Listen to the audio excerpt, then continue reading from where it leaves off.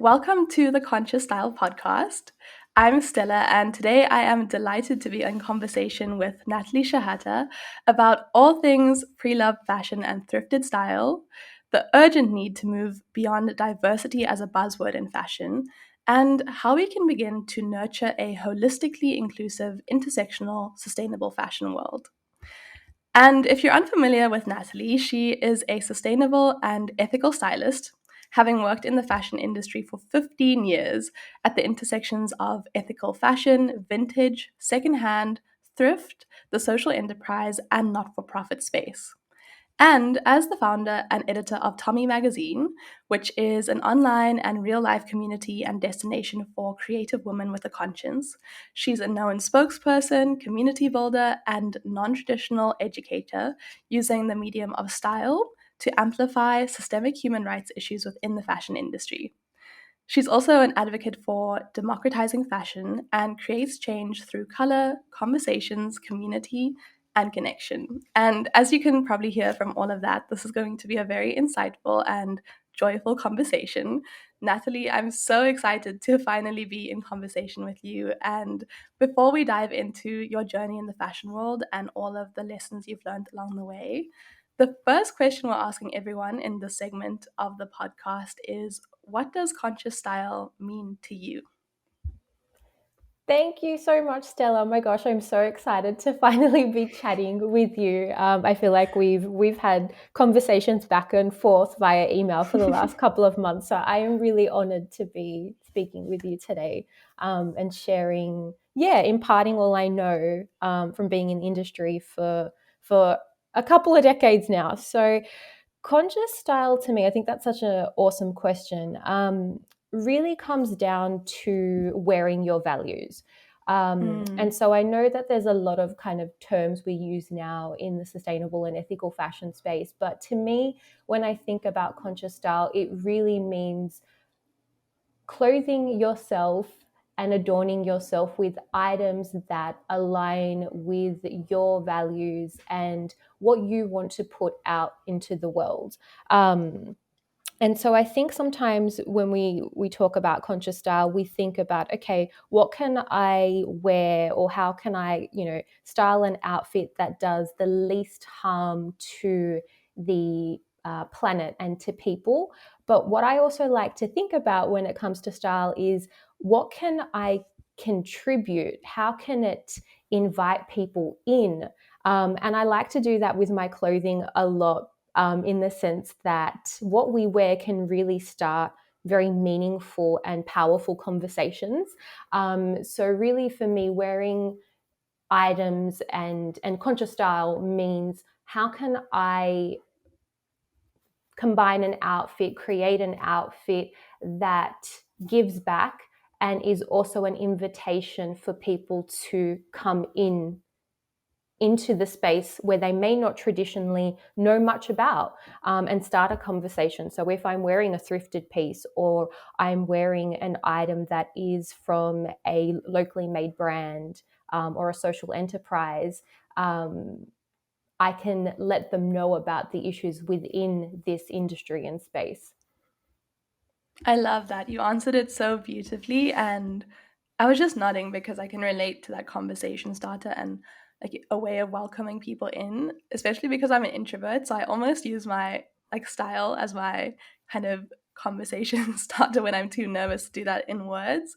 And then it's such a beautiful way to start speaking about the story behind what I'm wearing, and also get to know somebody else and their style. So, yes, I love that as a reflection of our values and just like the intention that you put into that answer. So thank you so much. Of What a great course. way to start the episode. And I think I really want to dive into your work and your journey. But before we do that, I think I want to start with some context just so we can get to know you a little bit better. Of course. And I wondered if you could share the first moment that you remember being curious about fashion and what led you to do the work that you do today in the sustainable fashion space. Gosh, the first moment, that's um, the first moment I think I was interested in fashion. is probably as young as maybe 5 years old. So I remember, Wow. my brother was born, and my mum was in the hospital for many days, and so I was being taken care of by my older brother, who's significantly older than me, like 12 years older than me, and my dad and my uncle. So I'm kind of the only girl in the family. Oh, And wow. I remember the moment where we went to go and visit my brother in the hospital, and I got dressed up. And for me, when I'm excited about something, I I wear all the layers, all the things you can think of, all the accessories, all the color. And there's a photo of me, and my mom still has it. And I just love it because it really kind of defines the moment of excitement. I was wearing like mismatched colored socks with pattern, two 90s headbands, like two in a row that were like fluoro colored, a really big 90s scrunchie. I remember wearing this like Jurassic Park graphic tee. Um, and so for me, I always expressed myself through style and getting dressed up. And that for me is definitely a moment in my memory that I have of being interested in clothing and the power it has in evoking emotion, for sure. That's incredible. I was just kind of picturing you walking into the hospital in this incredibly like colorful layered outfit. And I Yeah. think it's amazing that like as young as 5, you were able to also have that sense of style and like be playful in the way that you put outfits together. And it definitely like your sense of play and joy in your outfits has definitely carried through because it's what struck me when first started following you online. Yeah. So that's amazing. I definitely use clothing as a way to express myself, for sure. Yeah, I love that. And I think to continue on that, what I really admire about you is that your style is so unapologetically you, and it's so unique to who you are. I have not really seen like anybody else dress the way you do, and I think that's what, yeah, has really inspired me. Even just looking through your, account when a post pops up on my feed, it's just like such a nice reminder that I don't have to like try to be anybody else. But I think I was wondering if you could tell us another story of a piece of clothing, perhaps like your favorite piece of clothing that speaks to who you are. Hmm. Gosh, I mean, all of the clothes that I have in my wardrobe speak to me in different ways. And I think that's part of also the work that I do, and just my love for clothing and style, is that everything that I have in my wardrobe is a representation of me in some way. Mm. But I think one of the pieces that definitely comes to mind is my bomber jacket that I have, that was made by women from the refugee and new migrant community, and it's from the Social Outfit. So they are a social Mm. enterprise and ethical fashion brand that I worked with just before I moved to Los Angeles now. So it was my most Yes. recent job, and it's a piece that I wear with pride and an item that I will have in my wardrobe forever.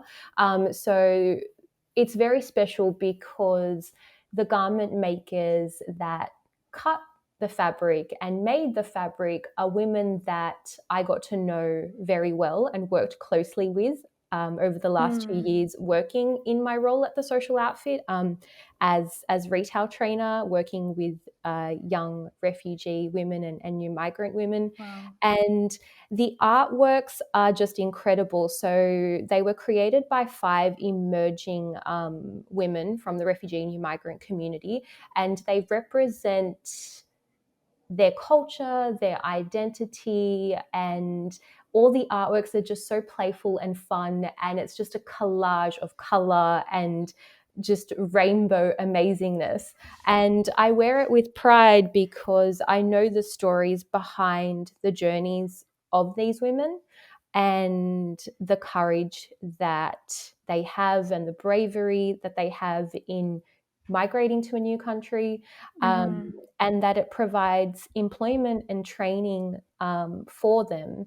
And, the item was literally made above the retail store that I used to work in our Wow. local manufacturing workroom. And so it holds a lot of special memories for me. So that item is definitely a marker, I guess, in my work kind of history and pathway that will always be very special to me. Wow. Yeah, I love listening to that story, and I think it's like such a good reminder of like that emotional connection that we can have to clothing and how it can really spark conversations and be like also just a placeholder for culture and people's identities and stories beyond just like something that we wear, and how much depth there was to that story just really spoke to that, which I loved. So Yeah, yeah. totally. And it goes back to kind of what you were saying about conscious style. Usually when I wear that jacket, it's so colorful that it does invite people in and they'll talk about the Yes. color and how vibrant it is. But then it's just an amazing, like you say, opportunity for me to be able to then share the story of the work, of the social outfit, Yes. and just how, yeah, just the mission and just these women and their stories. It's incredible. Yeah, yeah, that is truly incredible. And like you said, it's almost like an entry point for people to learn about issues and stories that are so much bigger than just that garment. And I That's love, right. yeah, I'm just remembering just the importance of clothing as something beyond just like aesthetics, you know. That's right. Yeah, and I think I want to chat more about your personal style journey. And, you know, as you've been speaking, I've been just like listening to the depth in your style and how you dress so beautifully, but there's also so much intention behind it. And I feel like getting to the point where it feels like your style fully represents who you are is like a long and non-linear journey. And I know I'm still on that journey, and many of us are as well. Mm, And I was wondering if there's something that you have had to unlearn in your personal style journey to get to the point where like your style is an authentic representation of who you are, especially because we live in such a trend focused world where we're always being told what's we should be wearing to look good, or to complete our look or our wardrobe, and it's quite hard to disconnect from that sometimes. for So yeah, is sure. there anything that you've had to unlearn? I think I've been in this space for such a long time now that I've navigated that, and I love, I just love that clothing is a form of expression for me. But I guess if I was speaking to my younger self, or perhaps if I was Mm. speaking to a styling client, for example, or even just speaking to, the young women that I used to mentor and coach, and we would have conversations about style, one thing I guess I always want people to know is that difference is okay, and that Mm. we don't need to fit into a box and fit into the mold of what is being told to us or what is being dictated to us by marketing and campaigns and fast fashion. So I think for me, I always want people to know that difference should be celebrated, it shouldn't be pushed away, and it should be embraced. But I Mm. think in that line of thinking as well, there is a lot of nuance to that question, because I think, as you say, it does take time to figure Yeah. out what our style is, but it's not a destination that we always arrive at. Style changes as we change, our lifestyle changes. And we saw this very much during the pandemic and living through, COVID times, in that the way we dressed changed. And I Yeah. think it's okay to experiment with style as long as you are the one that is making the choice, rather than being influenced by outside noise and outside stimulus telling us that we should be something else or we should be wearing something. And I think that can be tricky for people to navigate when they are kind of starting perhaps their journey within the sustainable fashion space, because they think that they don't have permission or they're not allowed to try things because they don't want to be part of a consumerist kind of culture. Right. But Yeah. I think that if we're trying things with intention, um, that's okay.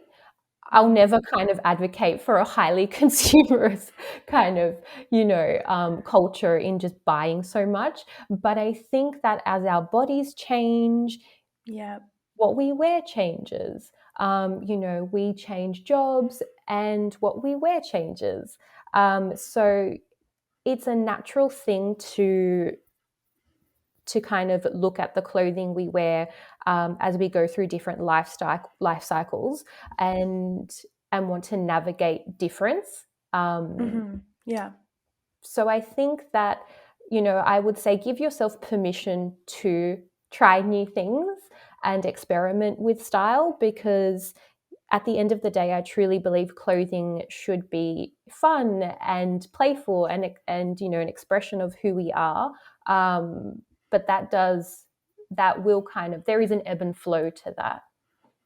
of course. And I think we also just have to give ourselves grace in that, because we Absolutely. change so much in our lives. We can't expect that our style is going to stay the same. And sometimes we don't even have control over those changes, whether it's health related or, That's right. lifestyle related. There's so many things that we can't control. And I think that we just have to really emphasize grace in this movement and allow people to take part in ways that works for them.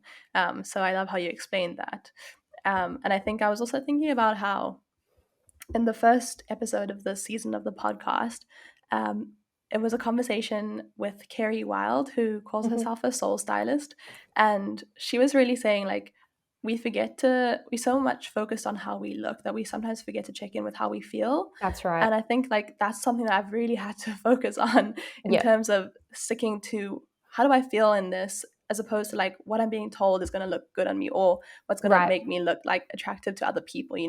That's right. So I think I've been trying to tap into that a lot more lately, and it definitely Yeah. aligns with what you were saying.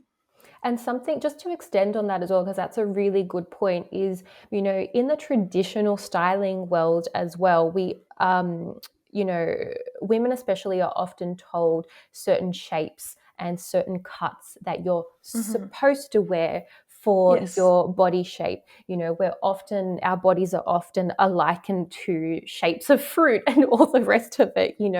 And so I'm very anti that, because I think if you feel good in something, then you are allowed to wear that. Give yes. yourself permission to wear that. For me, for example, I am a traditional hourglass shape.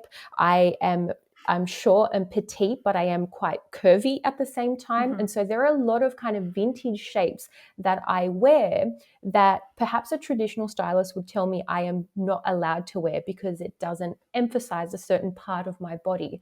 But it makes me feel good, and I don't care that I shouldn't be wearing this shape, if that makes sense. So for me, I think Yes. that a lot of those rules we need to eradicate and really just wear what brings us joy.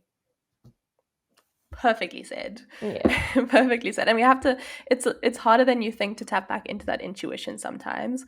So it's like an unlearning as well of all this messaging that's happening all the time. But it's a journey. And I think, as you were saying, like, we can also find ways to experiment with style and changing styles in ways that are sustainable. And Yeah. one of those, I know for me, and for many others probably as well, is like shopping secondhand and going to swaps and borrowing things from friends and family. And I know that you're an avid thrifter and second-hand enthusiast, and you have been for a long time. Um, and you've also spoken about how thrifting democratizes fashion. So could you share a bit about what you love about thrifting and also what it's taught you about clothing? Yes, absolutely. I do love thrifting.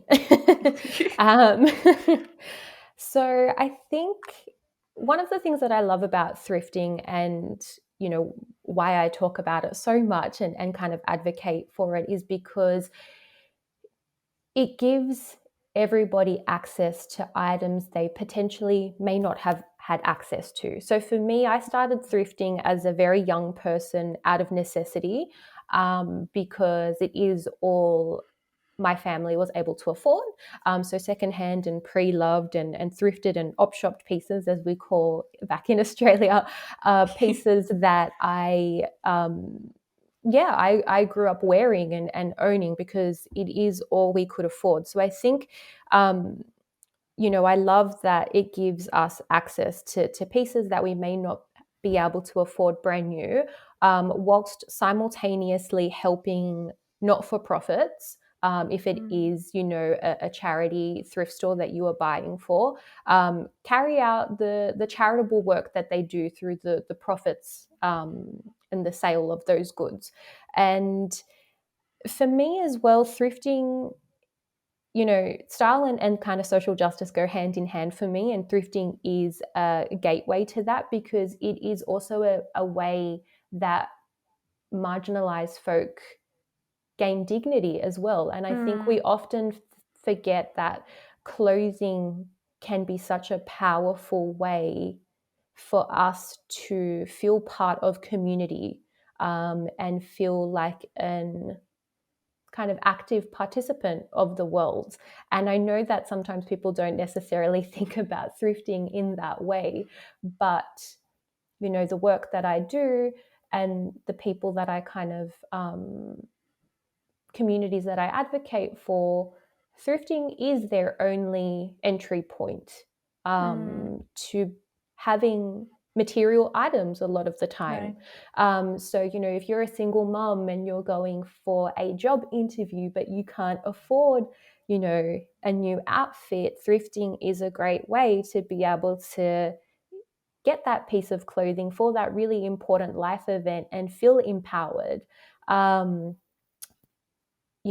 young women that I work with from the refugee, new migrant, and asylum seeker community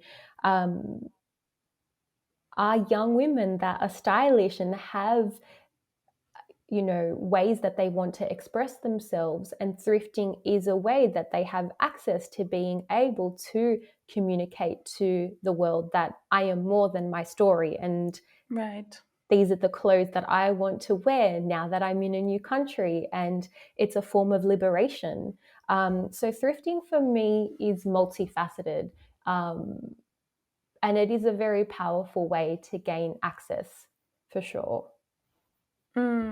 Yeah, that was really, really, I don't know, just really meaningful to hear. And I think also reminded me of how affirming clothing can be and style can be, um, for many different reasons. But especially because I believe that everybody should kind of have access to things that make them feel like they are seen and affirmed, and just like make you feel comfortable in who you are.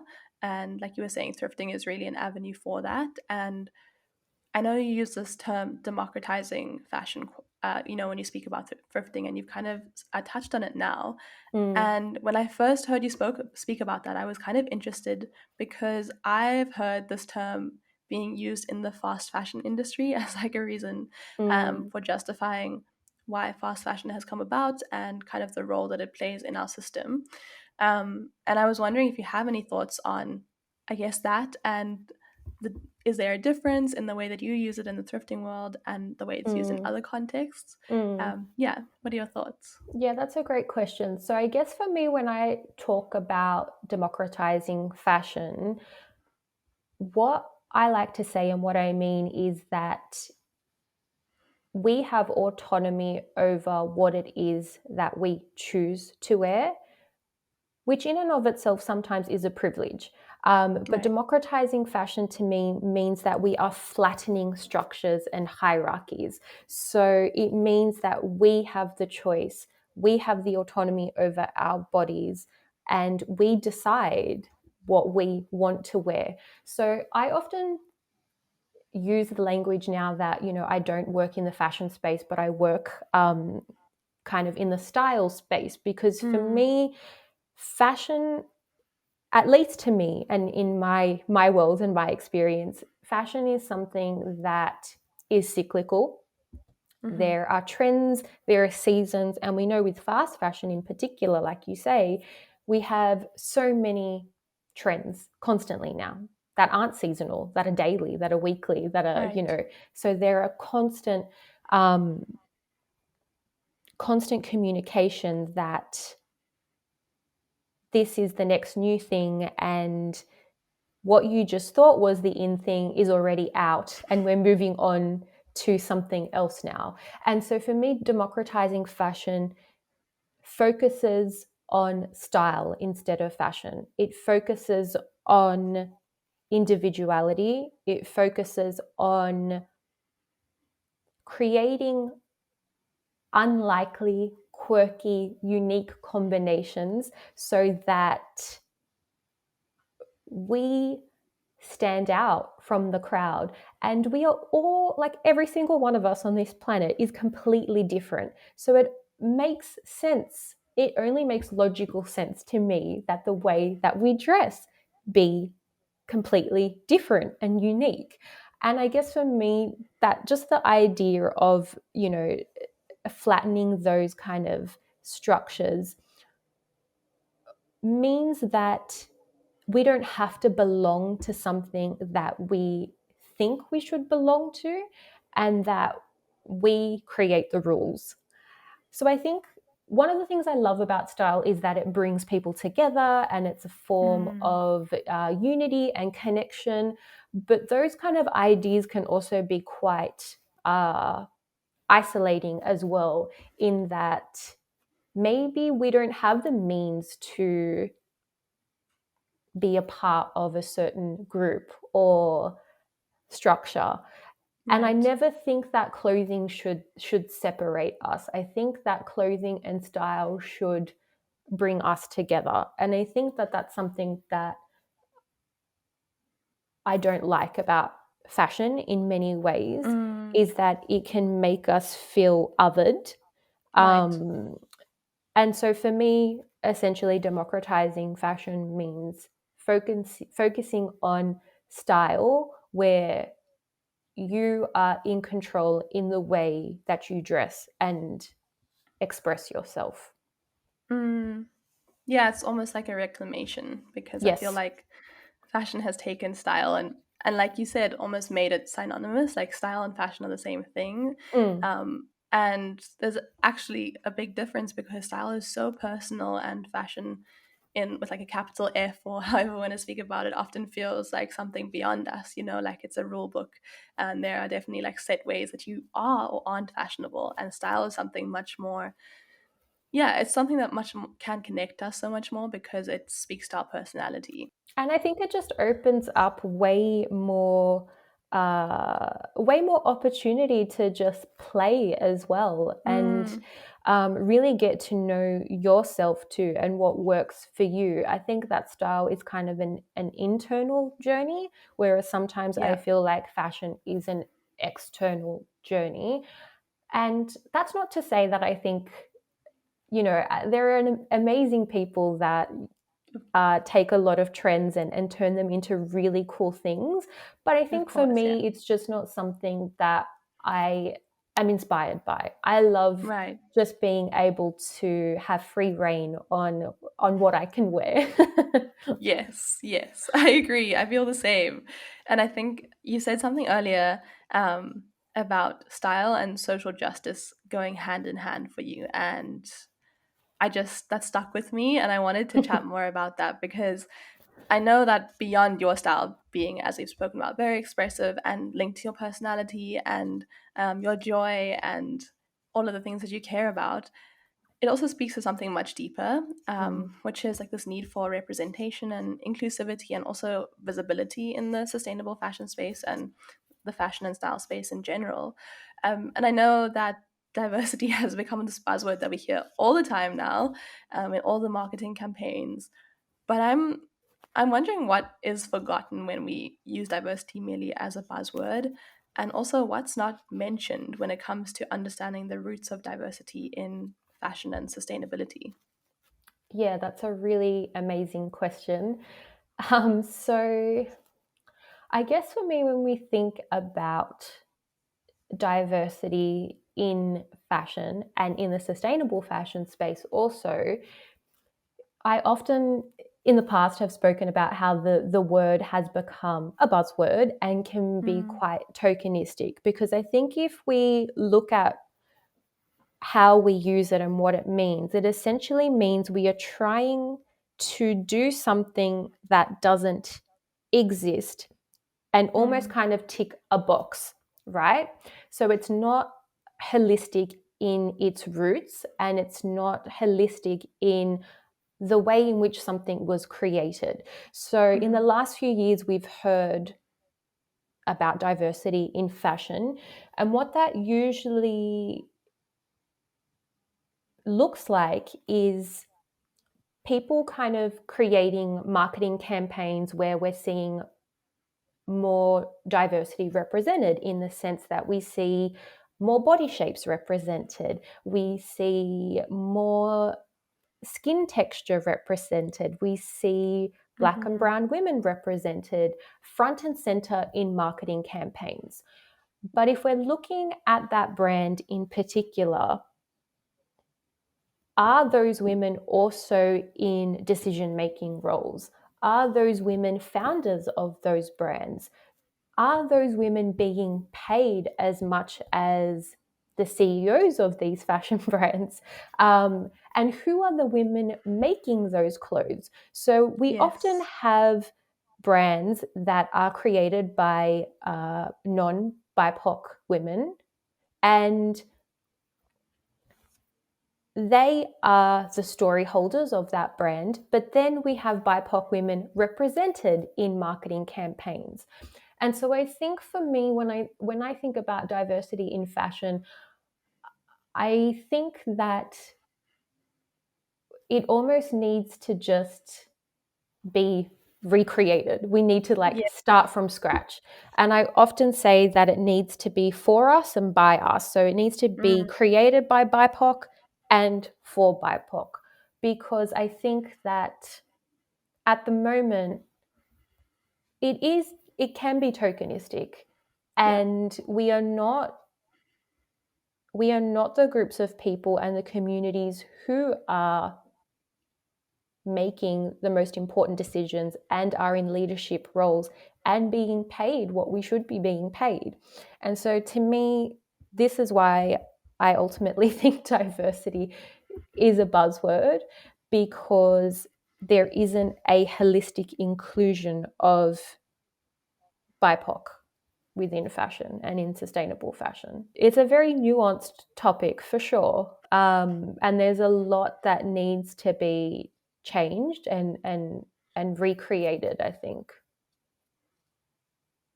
I couldn't agree more. And I think we also need to think about why, like, diversity, why it matters in terms of we're trying to rethink the systems in fashion. And so, yes, like it's really important to have representation in media because we know like that has ripple effects for the way people see themselves and feel seen and, experience style and fashion.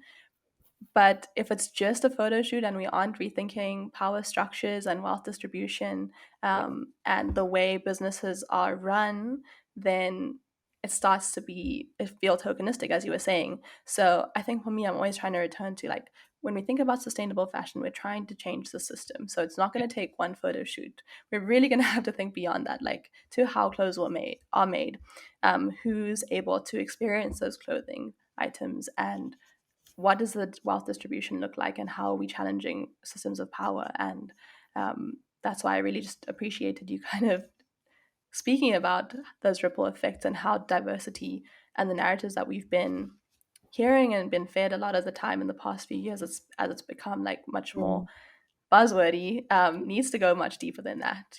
Yeah, like it's not enough that women of color are in marketing campaigns. I mean, yes, that is huge progress, because one of the big reasons for kind of being in this space was also because I never saw anybody that looked like me in the fashion world. And when I started my styling journey, there wasn't anybody that looked like me from my background that did participate in the fashion world. So representation is definitely a huge part of that.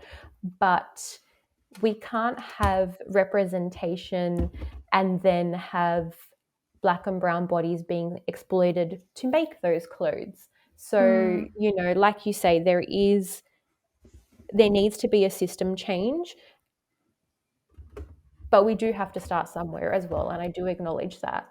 But I think that I'm always going to be advocating for the rights of BIPOC and making sure that we are within the system as well. We are changing the system so that we are front and center. Yeah, I couldn't agree more. But I Yeah. wanted to ask you about that, like the intersection of media and representation, because I know that you've also spoken about how we don't see the relationship often between representation in the media and sustainability. And yeah, I was wondering if you could expand on that and just shed some light on what that relationship is in your eyes. I mean, I guess the way that I understand that question is that the industry is still a very whitewashed industry. Mm, So when we talk about representation in media, there is still not enough women of color represented yeah. in fashion media, and that's something that's only changed in the last, I would say, 5 years. But I guess, to talk about what I brought up just before is that when I started out in the fashion world and in the style space, there was nobody that looked like me, that had brown hair, brown eyes, that came from a socioeconomic background that I grew up in. I never thought that people like me were even allowed to participate in the fashion world. So for me, it was never something that I really thought I was allowed to do as a job or be Mm, a part of. I wasn't allowed to be a part of that industry at all. It was just something that was over there in a different world, and it wasn't a world that I was allowed to access in any way. So it has changed definitely in the last 15 years, in that it has been democratized in some ways, also because of social media, and just more voices being heard and seen. But I think we still have a very long way to go, because I think that the people that still hold power within the space are not necessarily women of color. And I think that that's can be quite a controversial issue within the sustainability space, because if we think about sustainability and who the original vanguards are of mm, sustainability, it is people of color communities and cultures, and the care in which we have for land and right. people. And so I think when we think about sustainability and the sustainable fashion space, um, there is a lot of work to do, because it is a space that is being co-opted and commodified, and sustainability at its core is not that. It's not something that you can buy into. It is a way of living.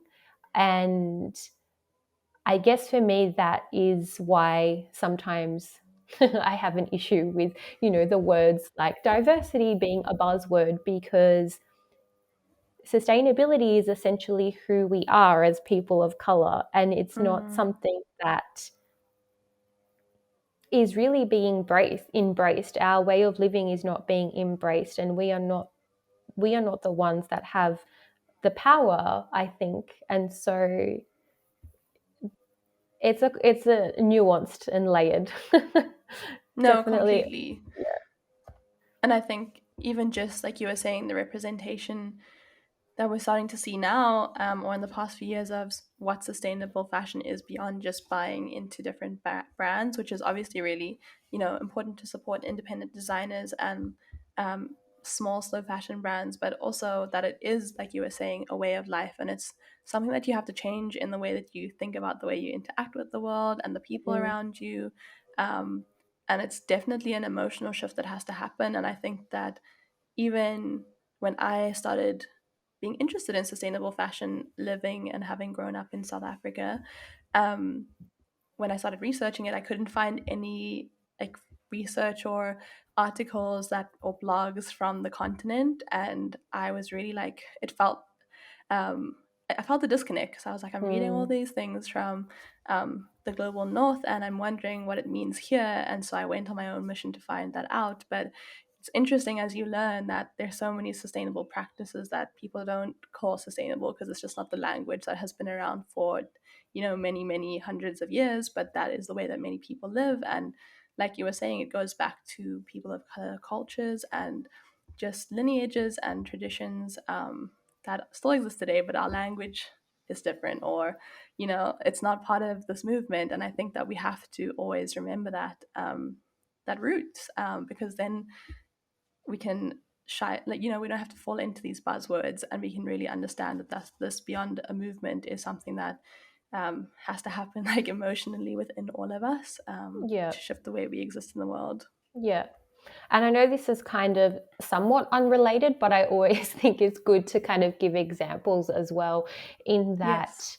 that, for example, in the social enterprise space, there are a lot of amazing communities of color that would like to create sustainability or environmentalism driven social enterprises and not for profits. And it is incredibly hard for people of color to gain funding in comparison to non-BIPOC people. And so I think when we're looking at that, that is a very interesting concept, because you were talking about wealth distribution earlier as well. And if we are finding it difficult and challenging to even get funding to be able to continue on and share the work that we do and our ancestral roots, there's a problem with that system, right? If we are not the people that have the power to be able to kind of have those practices live on, because we aren't able to gain funding. And rather, in comparison, non-BIPOC people are able to get funding for similar startups in which are not a part of their lineage or history. Right. So I know that kind of veers off fashion, but there are amazing people that want to start fashion initiatives that support communities of color, and it's incredibly difficult. So I think that the more we talk about these realities openly, the more we understand, and it paints a picture of what is actually happening, and that we need to find the resources and tools to kind of disrupt that system. Yeah. And I feel like speaking about creating these spaces and disrupting is a perfect time to talk about Tommie magazine, because everything we've been speaking about just speaks to, I guess, what Tommie does, and your visions for what you would like an inclusive, holistically inclusive and intersectional, sustainable fashion world to look like. So could you just share a bit more about what Tommie magazine does today and what you're on a mission to create or cultivate in the fashion and style industry? Yeah, absolutely. So, yes, I started Tommie back in 2017, Mm-hmm. and it's in real life an online community that connects women. So, our slogan is the destination for creative women with a Yes. conscience. So, I ultimately started it because I was also seeking things that didn't exist within the fashion space and the sustainable fashion Mm. space. So, as somebody that kind of always wore thrifted clothing and secondhand and vintage pieces, there wasn't kind of a destination or any kind of, I guess, communication or platform that really focused on that way of dressing and style as a way to be part of sustainability. So, we Yes. had kind of blogs that kind of explored personal style, but there wasn't that link and that connection back then when I was in the space of how actually dressing this way was a way to be conscious of our environment, and to kind of just explore self-expression at the same time. So I kind of wanted to link all of the things that I was really passionate about into one kind of community platform. And so there were really ethical stylists or eco stylists when I started out in my journey. And so I really wanted to kind of go, okay, I can't be the only one that is interested in these things. There has to be more people like me out there that are interested in this way of dressing, as a political statement, as a social justice statement. Because I didn't want to use mainstream fashion to kind of style editorials, back when I started. It's not something that spoke to me. It wasn't aligned with my values. I wanted to just use secondhand and thrifted pieces and prove that, you never had to kind of compromise style, and that, these creative editorials could be inspirational, and it just wasn't really being done. So I kind of thought, okay, well, I need to be the one that starts this and creates this. And it kind of goes hand in hand with everything that we were speaking about. So, my firsthand experience also working in the fashion space was a difficult one for sure. I know I've spoken about it with you in kind of previous articles, but, Yeah. I interned at fashion magazines, and I just wasn't able to, I guess, get the opportunities that other people were afforded, because I didn't have the financial privilege, I didn't have the time privilege of working for free for such large amounts of time. So, a lot of my internships, there were other young women there that were able to kind of work for free for months and even years on end to kind of be able to gain access and gain entry into the industry. So when we talk about kind of ethical fashion as well, we often don't discuss the exploitation that happens behind the scenes in Yes. terms of interning, and the free labor, that a lot of young people do to kind of gain entry. And so this was probably kind of, we're talking 2008, 2009, so quite a while ago now. But It still given happens. it still happens, that's right, it does still happen. But I think especially kind of in the magazine industry back then, because magazines were, so popular, and as a stylist, I really wanted to be able to work on kind of creating these amazing editorials. And that was the way you went about it, by interning at magazines. And I just didn't have, I didn't have the privilege of being able to offer so much free labor, because I wasn't living at home. I had to support myself. I was at uni. I was also at fashion college. I was doing, working 2 jobs to sustain myself, but also trying to gain entry and access into a industry that is very much built on elitism and privilege. And so I kind of wanted to start something that was for everybody, and that was completely accessible, and where we spoke about these kinds of things out in the open.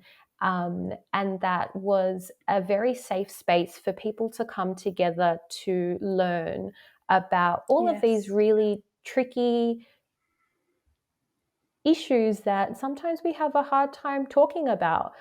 And I wanted to create an environment where we could have these conversations where there was no, criticism or judgment, because we can't do better if we don't know better. And, we have to learn from each other. And so for me, ultimately, the Tommie platform is about community and connection and collaboration and color and all of those fun, but sometimes hard things. Because I was seeking those things as well. So I think, Yeah. a lot of the time people will create the thing that isn't out there in the world, and that's ultimately what Yes. I did with Tommie. And I think, one of the unique things about Tommie is that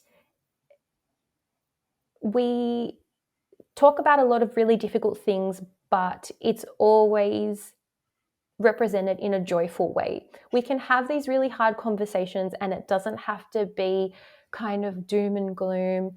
You know, I always want to like uplift the spirit, not kind of make people feel guilty. And so that's why there is so much color, because it's ultimately who I am, you know, and I am the person behind it all. So I always want to bring hard things to the surface, but in an accessible way. So I hope that answered your question. I feel like I went on a tangent, 100%. But there's a bit of a history there. It was a great tangent. And I think also, I feel like you spoke also a lot more about Tommie in the previous interview I did with you that's been published on the Conscious Fashion Collective site. So we'll leave a link to that, because that also really explains your journey in the industry and all the kind of challenges that you were up against that inspired you to create something for people who are experiencing similar challenges. So we'll leave a link to that, as well as the Tommie site in the episode description, because the site is also so beautiful, and I think you get a real feel for, like you were saying, the duality of the joy and the color and community, alongside really tackling these big systemic issues in fashion in a way that feels accessible and welcoming. So you have to go and check out Tommie's work for yourself, because I don't know, I think when I saw like all the panels and articles and just educational spaces for style, but beyond style, like the fashion and style system, I was just really inspired and reminded that it's so possible to create change. And it's so possible to create change in a way that feels accessible to you. Like, you can't change sometimes everybody's mind in the world, but you can start where you are, and in your own sphere of influence and community. So and I always say, when it comes to change, start with your community, because that is the most accessible thing that you can do, and it only catapults you to wanting to reach further. But you will be very surprised at how impactful being part of your local community is. And whatever community that is, everyone has a different form of connection and belonging and community, but it is an amazing way to start change, for sure. For sure, I couldn't agree more. And as you were saying, you enjoy lifting the spirit and always bringing like a hopeful angle to things. So to end the episode, I want to ask you a question that we ask every guest on the podcast, just to inject some hope and some inspiration at the end of the speech. And the question is, what does a better future for fashion look like to you? So a better future for fashion to me ultimately starts with people. So it means that women are not exploited. They are paid fair living wages. They are celebrated for their craft.